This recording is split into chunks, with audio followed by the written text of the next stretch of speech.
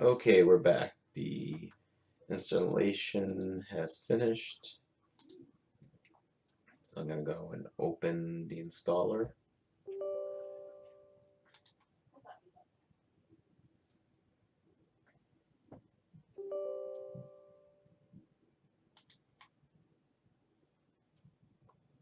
There we go. We have MySQL Workbench. That's been installed.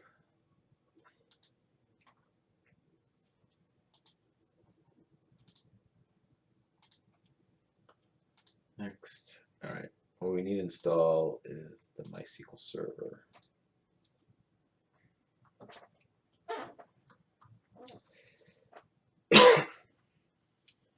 And we'll go ahead and install the x64 version. Let me move that over to the other panel there. And you want to install MySQL Server, development components, that's fine, server data files, that's fine. Click Next, and then click Execute. So that should go ahead and install. That's good. Click Next, and click Next. Yeah, that's fine. Gives you the port number, everything that's going to be there. Click Next. All right, so this is where you want to give your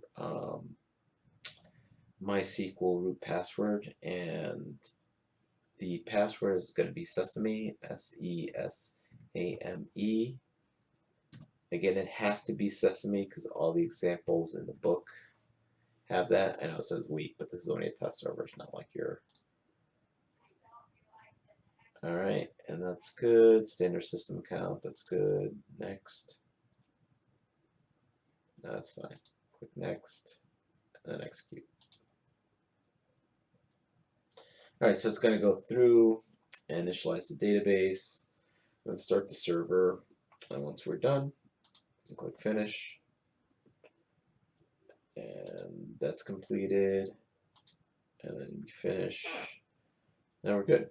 Now we can close the installer, and now we should be able to go to MySQL Workbench.